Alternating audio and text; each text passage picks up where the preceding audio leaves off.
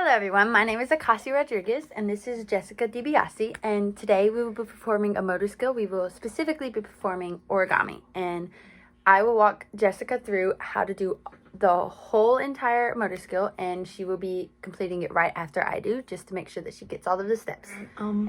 When I used to do origami when I was younger, I was in this gifted class with a whole bunch of other gifted students, and one of our assignments for the day was to create origami. And to be truthful, I've never created these before, so I did have to teach myself before this video.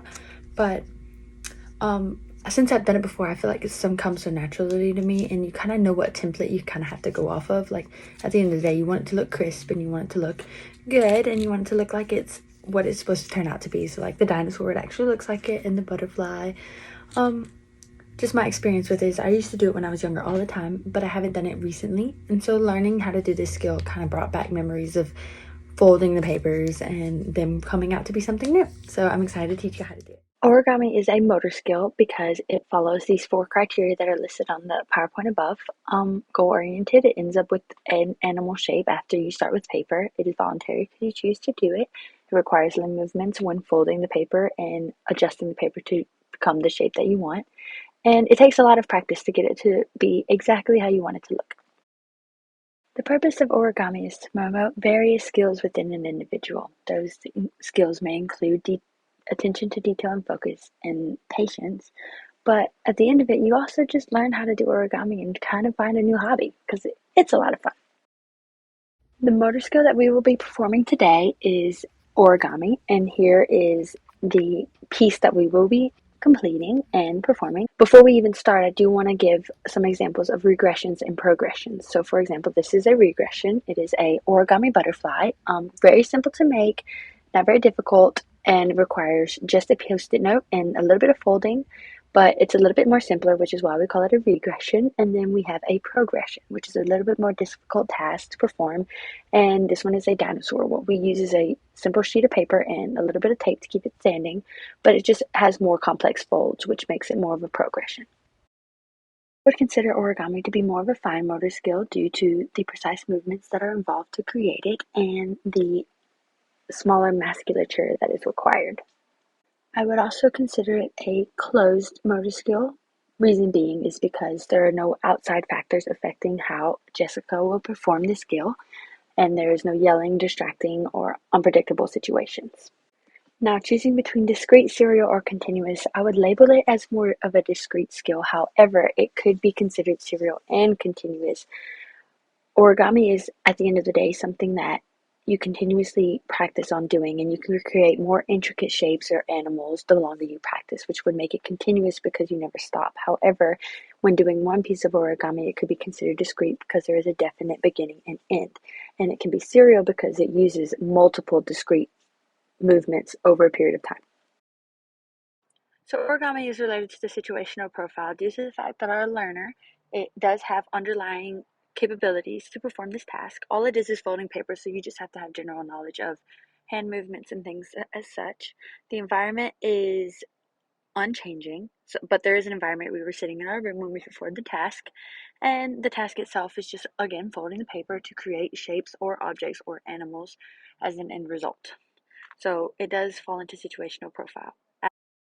So just as origami relates to the situational profile, it also relates to the integrative model. So basically, you just tell them a task that they are going to complete with a intended result or an intended goal, and basically walk them through the steps of how to perform it, correct them if need be, observe them before you correct them to make sure that is truly what they need to fix, and then create like a list of corrections that you want them to perform and see how well they adjust.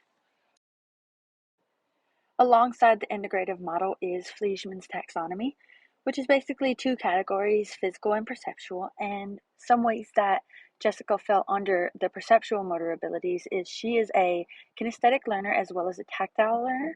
And she does really well when someone explains it to her, shows her how to do it, and walks her through step by step. So honestly, I would do more of a visual learner as well if it applied in any way. And physical proficiency, you don't really need much strength to fold paper. However, you do need a bit of flexibility in your hands and a bit of control of your fingers to finish the assignment.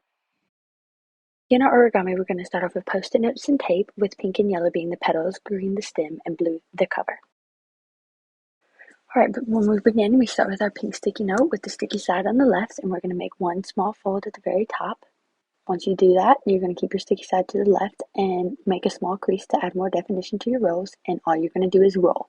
The sticky side will hold it together once you get to the very end. Once you finish with that, just make sure it sticks, and you add a small crease right under how big you want your rows to be. You pinch it and you twist from there and below to create this sort of stem.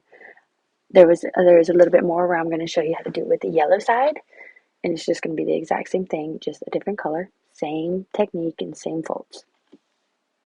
Once you complete these two steps on both papers, you're just going to create a couple more to create a bouquet.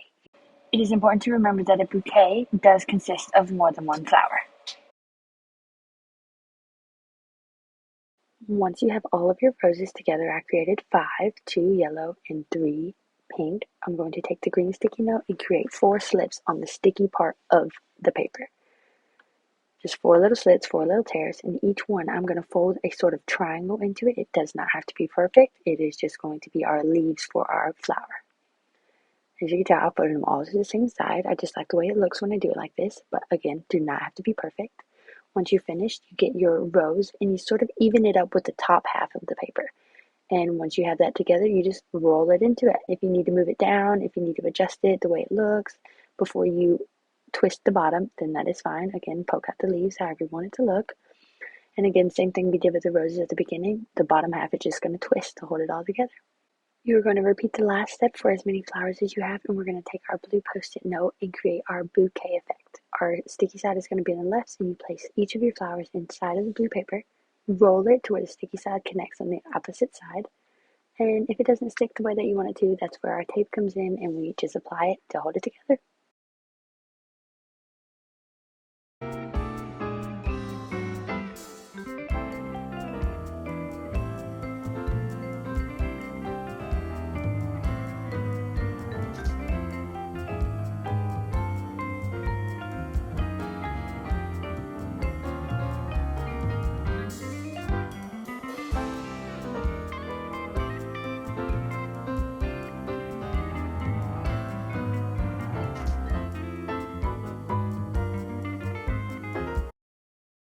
As we've seen your video, is it okay if I give you a few corrections? Yeah.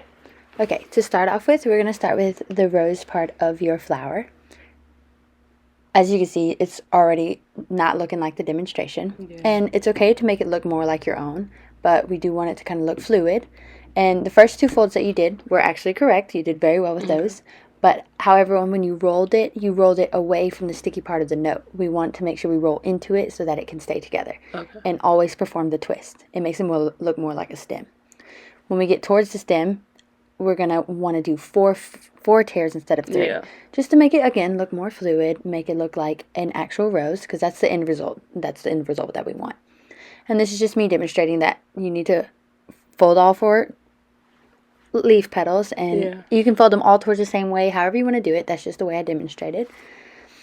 And again, you want the rose to be even with the top of the stem petals, like the parts that you just tore and put in triangles. You want it to be even with the rose so it looks more natural. And again, twist is very important. And then we get to the case of the bouquet. The bouquet consists of more than one flower. Make sure that you incorporate more than one flower into the bouquet. And when you're folding it, don't just roll it in a cylinder, because that's not what bouquets look like, right? Okay. So we want it to look more like, wrap it. Yeah, we want it to look more natural. And you'll just roll it as a diamond instead of a square, and that's all you have to do. Alright, so now that we went over all your corrections, what were some of the things that you were thinking to yourself to make sure you made those corrections? I made sure to roll the yellow flower the right way and twist it. Once I saw you do it and make that, I remembered.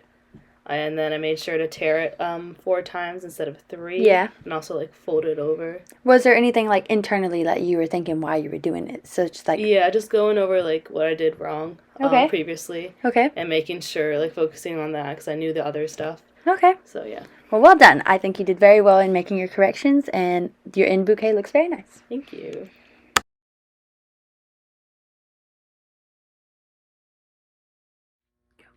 As you can tell, we have finished our origami for the day, and did you really enjoy the skill? Yeah. Well, that's all for today, and maybe you'll come back and learn how to do the dinosaur and the butterfly.